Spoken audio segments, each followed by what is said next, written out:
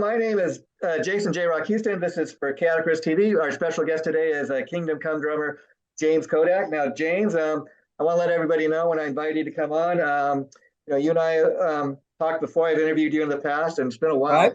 But the reason I'm inviting you to come on this time, and I got to tell people you've agreed, you're very open, and you said we can talk about anything. So I guess let's start off with the elephant in the room. Let's talk about your current status with Kingdom Come, and I don't know if you want to get into your last performance with the band. Yeah, I mean, Kingdom Come, we 2020 turned everything upside down with this COVID thing. Sure, sure. And we had tons of shows booked, and they go, oh yeah, well, they're going to be postponed. Well, I knew most of them would get, a lot of promoters are gone, a lot of clubs closed. It was a disaster. Then onward and upward. I want to say last June, man, I fell out of bed in the middle of the night and broke I cracked like 3 ribs and broke one. And for anybody who's ever done that, it's really painful, and there's nothing you could do, back brace, nothing. And like a dummy, I said, oh sure, we'll go ahead, and we were going to do Sweden Rock. And I go, oh, I could do this. And no drinking, no nothing. I mean, I was taking like a leave, Tylenol, and I just thought I could just plow through it, and I couldn't. And it was it's my one show out of a gazillion that I just had a terrible time with, and I was playing going, oh my God, how am I going to get out of this? And that's what I wanted to add on, because unfortunately, as you know, a lot of people thought otherwise. A lot of people thought, oh, he's drinking again. And even when I talked to your bandmate Keith, he said, no, he just got some health issues he's got to take care of. And so it's good to hear. Have you fully recovered as far as the broken bones and all that? Well, yeah, actually the ribs, it took a while, man. I was really surprised, because this was like 4 a.m. I'm sleeping, and then blambo, it scared the death out of me. I thought we had an earthquake for a second, then I couldn't get up. I was like going, what is up with this? And but since then, I was cruising along. I had to have somebody fill in for a couple shows. And then I came here to Louisville to visit my brother and sister, and back in late October, early November. And dang it, I was in a rush. I was walking, going to because I want to see World Series. And it was on somewhere. From where I was to get there was like 4 blocks. And I was like, it had already started. I'm like, and dang it, I was plowing, and I tripped and fell, and I broke my hip. I could not get up, man. I was like going, what? I didn't know that at the time. A security dude came along, helped me up. I went over to the hospital, and they x-rayed, and they go, Mr. Kottak, you broke your hip. I'm trying to do an accent. I'm an American. What am I doing? And my knee was jacked up, and I couldn't go. I stayed in the hospital for 6 days, the longest ever thing, because I've been lucky, other than the ribs, that I've been really done pretty good all these years, all the traveling and tripping up and down the stairs going to my drum resin. And I'm pretty klutzy anyway. But so from that, I stayed here for a bit, and man, it took way longer. I started with physical therapy, and for those of us who know about physical therapy and follow up appointments and everything, and I'm in the hands of U of L, which is one of the best hospitals in the world for all this kind of stuff. I was like, I was like, well, I may as well stay for Christmas. So, I may as well do it. Then I started with a chiropractor / therapy thing where I go like 3 days a week, like an hour a day. And I didn't want to disrupt it, because I was cruising so long and improving. And now I'm really improving. I just finished my last one the other day, and they go, hey, do you want to do, a couple more next week? I'm like, going, absolutely. Because in the very beginning, they said, if you don't do this and do all the therapy and get it back to normal, you will walk with a limp for like the rest of your life. I'm like, oh, I ain't doing that. I mean, no offense to anybody who walks with a limp. I just personally, I've never had any type of that sort of thing happen. So here we are, man. I'm doing great. I mean, I could have left. I can kind of relate as far as being a klutz. I mean, I could tell you a funny story about myself. Walking my dog one day, and busy talking to the dog, not paying attention. I kid you not. My head run right into a tree. And of course, everybody has a good laugh. I lived. I'm all right. No serious injury, but it's like, okay, you got to pay attention to what you're doing. Dude, I can totally relate, because I've been there, man, and just crazy things have happened, but I'm fortunate. Like I said, over all these years, I've never broke anything. Everything's been in really good shape. This though, however, set me back big time. And Yeah, yeah. I advise you You know, don't break your hip yeah. at that. I'm like, going, that's what happens to old people. Yeah, But yeah, that's how you feel. I mean, when something like that happens, you're like, it's not supposed to happen to me. But again, when something like this happens, it kind of makes you realize, life is precious, and your life can change in a heartbeat. Luckily, you are able to recover. Luckily, it's nothing where you end up in a wheelchair and your life is forever changed. oh God, thank God. I have a really very close friend who's had just here in Louisville who Yeah, had just terrible health issues over the last few years. I'm like going, well, I don't have it so bad. I'm yeah, walking around the block here because I walk every day, much more now. And I'm like, going, I don't really have it that bad. There's a lot yeah, of yeah. people way I mean, worse that's than what I I tell do. myself. But you always got to realize there's somebody when you think you're feeling down and you've got it so bad, somebody's always got it worse than you. Yeah, and yeah, but so I'm cruising along here, man, doing really good and I'm good to figuring out hear. what And we're gonna James, do. it's funny you mentioned about being American because I remember when I first started hearing, back in the '80s about this band Kingdom Come. Um, Oh yeah. and maybe it's because of Lenny Wolf. Everybody thought it was a German band, and turns to find out, uh, Lenny Wolf was only German in the band, and the rest of the band was American. I know, but you would think that by our names, Johnny B. Frank, Yeah. Danny Steigerwald, Rick Steyer, James Kottak, they all sound German, and everybody thought we were, and they'd come up talking to us in broken English. What can we get you? I'm like, oh no, man, dude, give me what. And Yeah. but I love that band. And what's funny is, like I was sharing with Keith when I interviewed him. It's funny when Kingdom Come initially broke up. After his second album, Lenny continued on for several years with new members. But I remember when the band broke up, there was all this controversy about, oh my God, they sound like Led Zeppelin, and I didn't see what the big deal was. I mean, that's obviously one of your band's influence. But here's the thing: like I was telling Keith, it seems like since you guys have returned with Keith St. John at the fronting the band, it seems like there's none of that. In fact, it seems like there's much more love for Kingdom Come, if you know what I mean, than around the time the band broke up. And I don't know why that is. What are your feelings on that?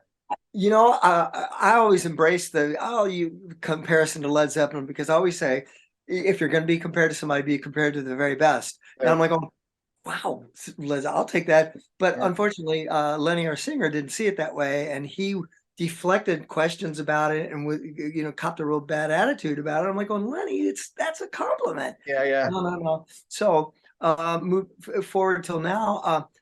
Getting Keith was a blessing because I had a band called Wild Horses in the early '90s, and at the time we were checking out every singer under the sun, and Keith was my pick Mhm. because I always thought I thought he was a great singer. He looked cool guy, the whole thing. But I got outvoted, and we ended up with somebody else, which is okay. Yeah. But Yeah. years later, when the Kingdom Come thing came about, Lenny and I had been talking for years trying to get it together.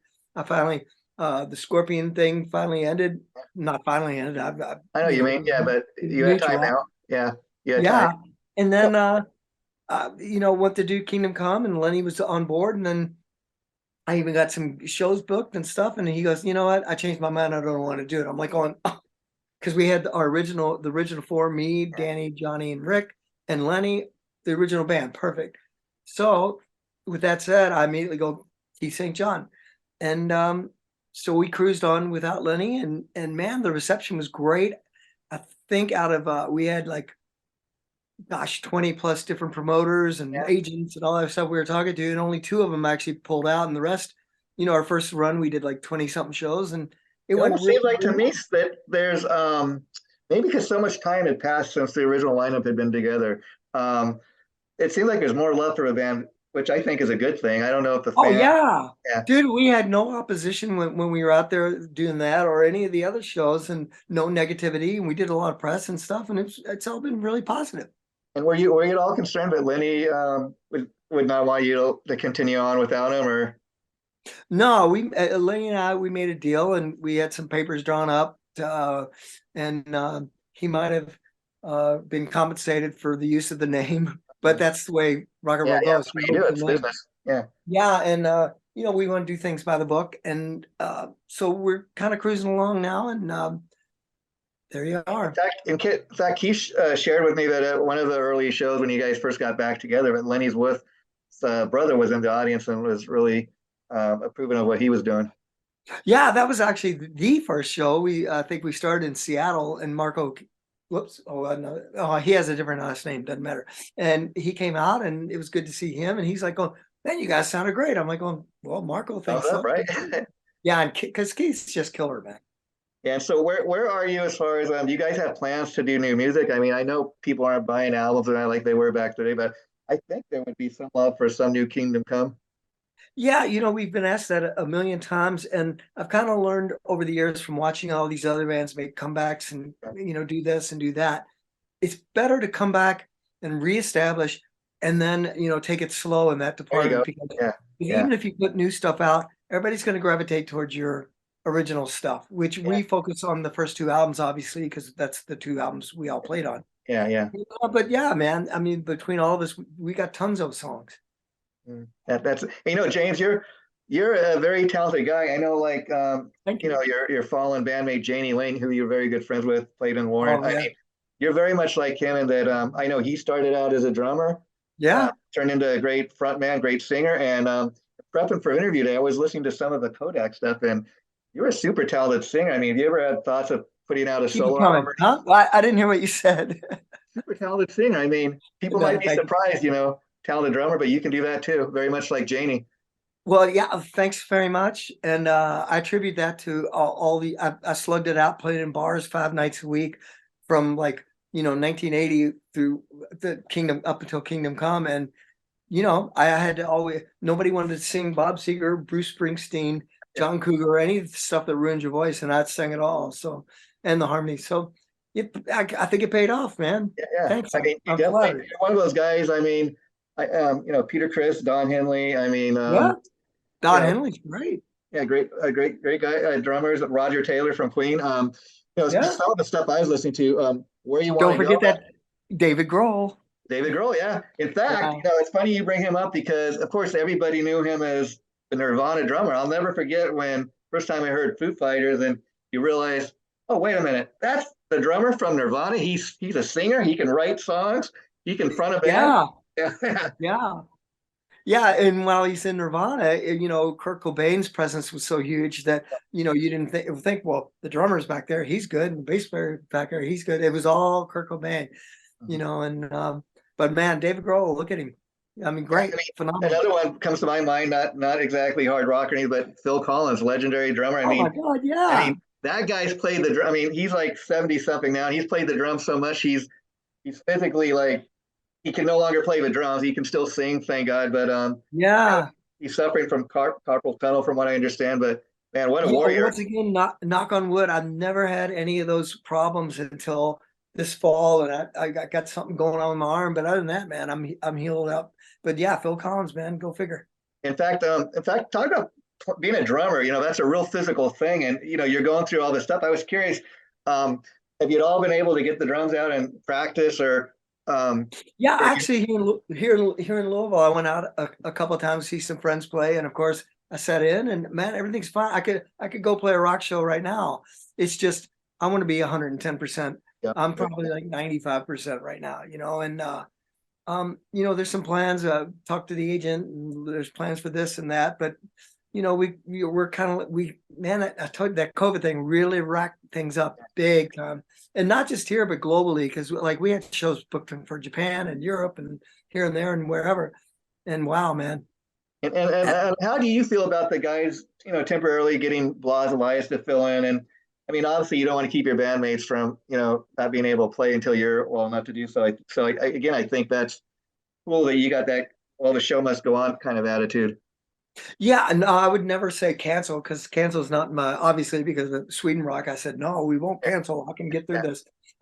No, if you're gonna have somebody fill in, get the bag. Bloss is excellent, a great guy, and he's got long hair. yeah, yeah, yeah, yeah. And like I was saying, the Kodak stuff, I urge people to go online and check that out because These it'll show two. there's more of one-sided James Kodak than just the great drumming. I mean, Well, besides the thanks. great singing, you also played guitar on that. Yeah, I mean, on the albums, honestly, I played very little guitar because I would write the stuff, and I can play it Yeah. and write. My ideas are bigger than what I can play, and then I would have like Rick Steyer translate it. You know, and Rick, of course, was the guitarist in Kingdom Come, Wild Horses. We played Yeah. in 50 bands together, and he takes it from, you know, probably the way I wrote it at a 5, and he takes it to an 11. So, Yeah. you know, thank God I have that pattern in. And speaking of Rick Steyer and Janie Lane, um, didn't you guys record a lot of unreleased? I think it was called Jawbreaker or something like that. Oh yeah, no. It was, well, it was Jawbreaker, but it was actually, he wanted to put it out called Jabberwocky, That's what and it that's was. how we hooked up. Ended up in Warren because we were playing, going over to Janie's house and recording some his solo stuff, and man, the stuff's great. A Yeah. couple of the songs migrated over to Warren, and that's how we ended up doing Ultraphobic, which is in my top 5 all-time favorite albums.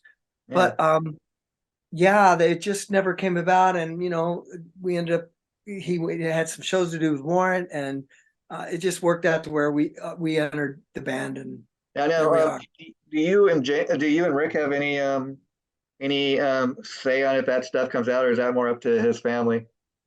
You know what? It hasn't really been talked about. I'm friends with Bobby, and but it's never really been brought up. I feel like if he wanted it to get out or put out, he would have done it, Yeah. and it One reason never. I ask is I've heard some of the stuff that leaked out like onto YouTube, and it's a shame it never came out. Oh my God, he has so many great songs. I wanted to remake one of his ones for one of his songs for one of my albums, and it just never happened. And I, you know, you have to get clearance and you got to get legals and all that stuff. Sure, So, sure, sure. you know, and I always have so many songs on it anyway as it was, but I still Yeah, may do that. I should yeah. do another Kottak album. In fact, another great legendary guy. In fact, I think that's where you met Keith St. John that you worked with was the great Ronnie Montrose. Montrose, yeah, man. And you know, that was like my first quote real album, because made a few albums before I did the Montrose album. I think we recorded that in '86. Yeah. And man, went in there. What? The phone's ringing. It's not for me. No, anyway, he flew us out to, me and the singer of the band I was in at the time, out to San Francisco. Oh, what is going on here? Anyway, and man, that was a dream come true. And Ronnie, I learned so much from him. Yeah. And because at the time he'd kind of taken detours and gone through instrumentals and came back to, he goes, I want to make a rock album like the first Montrose album. I'm like going, yes. Thank God. And Yeah. that was so phenomenal. Especially I moved to LA in February of '87, and the album had just come out, and I'm in my car. On the radio comes, well, here's a new one from Montrose, and I'm playing on it. Yeah. So I'm like going, wow, this is great. And you know that's what I told Keith St. John. I love those remembering Ronnie Montrose tribute concerts he was putting on a couple years back. I played I know you were part of that, but what I loved about it is, and I was guilty of this myself. A lot of people, when they think of Montrose, they think of those first 2 albums. And until Keith started putting on those shows, I didn't realize, you know what? There's a lot more to this Ronnie Montrose guy than just those first 2 albums. Yeah, he played with Edgar Winter. I actually played Didn't even on the song realize. Frankenstein.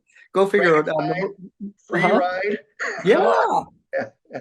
Yeah, and you know what? I actually, it was something function to do with the NAMM show. I went, and Keith was singing with Montrose, and it was great. And I actually got to sit in and play one song, my one and only time I played live with Ronnie, and that was great. And Keith was phenomenal, and just Ronnie, geez, I'm speechless most of the time. How surprised were you when you heard of Ronnie's passing and the way he passed? I was destroyed, man. I couldn't believe it. And I'd gone to see him play in LA maybe at least 4 times. Anytime he'd come through, I'd go. And also his tech was the tech I met from Kingdom Come, who was our only stage manager. And the world is so small. And I'd go see Ronnie, and he had a great sense of humor. And actually, my band from Louisville, before we did the Montrose, or after the Montrose album, or it was before, I don't know. Either way, he produced like a 5-song demo for us in Nashville. Wow. So we shopped that around. We could never just nail that deal down, but working with Ronnie was like, wow. Yeah, yeah, I bet. And now here's another funny story from your past. Correct me if I'm wrong, but years ago you had to change the spelling of your name, which used to be with 2 D's to 2 T's, and that was something because people were always thinking you were connected to the Kodak Film Company or something? Yeah, man, that was a short-lived experiment. You know, because I wanted to change it many, many years ago to James K, just Kay, because my father played in town, Hammond B3 organ, and he went by John K. I go, well, that's a good idea, because he goes, yeah, the spelling's too confusing. Mhm. So fast forward years later, it was Kottak, and I played with CC DeVille. We had a band called Yeah, Neo yeah. Park, and we did a soundtrack for the Pauly Shore movie Son-in-Law. And Yeah. we did the video. He goes, none of this Kodak stuff. You got to go change your name to Kodak. I go, all right, to Kodak, just like the camera. Yeah. In But fact, that was, it I never forget stopped. the name of the song, but that was for an old Hank Williams cover you Yeah, guys we did. did. Hey, good looking. What Yeah, you yeah. got? There you go. Yeah, There you go. it's Yeah. funky. And so Yeah, James, so talking, there. last thing I want to ask you about is talking about Kodak, the band again. When you guys were out there doing live shows, what was it like for you? You know, a guy that's been a drummer all your life, you're all of a sudden running the front band and you're the lead singer. You're going talking to the audience as opposed to being behind the singer. Well, I mean, I've always been hemming it up from behind the drums and doing drum solos all the year. And, you know, when you're singing lead, you feel like you are the front. So I had years Yeah, of yeah, doing it in clubs. And, but, you know, it was fun because that Green Day Dookie album came out, yeah. and I was like going, that's what I meant when I was writing all these songs. And so I patterned it after that. And I couldn't find anybody who wanted to play drums in Punk Man. Then of course Athena ended up in drums, and she goes, "Well, why don't you just play guitar and sing?" I go, "Okay," Yeah, yeah. and I did. So I really worked on guitar, and we ended up putting out 4 albums. And I'm proud. It was originally called Crunk, then we changed it to Kottak, Yeah. and then I think I got to do a fifth Kottak album, I think now. Yeah, I think so. And I know you and her are no longer married, but you guys you ever talk to each other? Or?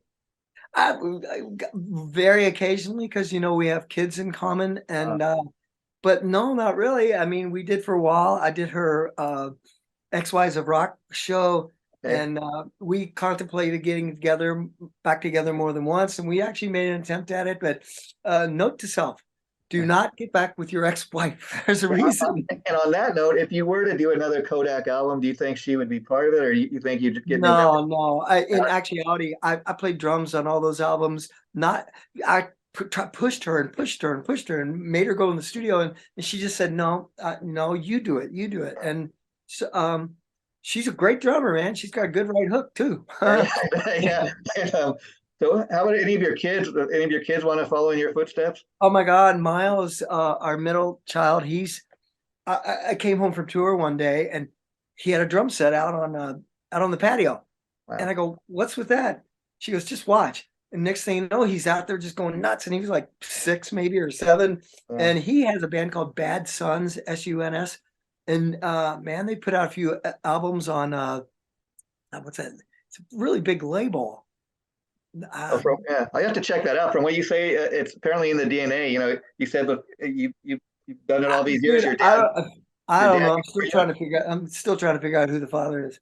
Anyway, but he just ran with it. I really had nothing to do with it, and I didn't really help them any, with the biz or anything. They got a manager, and man, they toured. They opened up for a lot of huge bands, and they headlined on their own. In some ways, that might be a good thing because look at poor Wolfgang Van Halen. Everybody's like, "Oh, you're ripping off your dad" and all this stuff. And No, oh my God! I just saw Facebook. Somebody giving him a hard time for using the name Van Halen, and he's like going, "Hey, nuts! That's my name." Yeah, Good for him, man. yeah. This looks great too. Well, James, I know you got things to do, but I want to thank you for coming on and telling your story. And we'll keep in touch and make sure it's not so long between interviews. I'd love to have you back. This was fun doing it this way. Yeah, man. Yeah, I love Zoom and the other one and the other one and all that. And man, yeah, let's stay in touch. So, And yeah. anybody out there in Zoom land, in And you J think you'll land? be back doing the Kingdom Come thing this year? You think you'll be doing shows? Oh with them? yeah, we'll be doing something. It's this thing. When you have an injury like this, you reassess a lot of things. And man, because I'm a homebody, man, I could stay home and exercise and cruise around. And Like I said, being a drummer is a physical thing, so you got to really take care of your body. Well, and thank God I did all these years, because otherwise it could have been really bad. I mean, so I'm cruising around, man, and all that stuff. But for those out there, hit me on, Twitter, Facebook and Well, whatever it Chase is will called. definitely keep in touch with you. And the interview we just did be posting about a week, so I'll let you know as soon as it's up. Feel free to share it on any of your sites. That's what this is all about, spreading the love. And you get a double today, man. Same deal. All right, man, dude. Thanks for your time. It's been wonderful. Anytime. Take care, my friend. Bye I bye. see you, brother.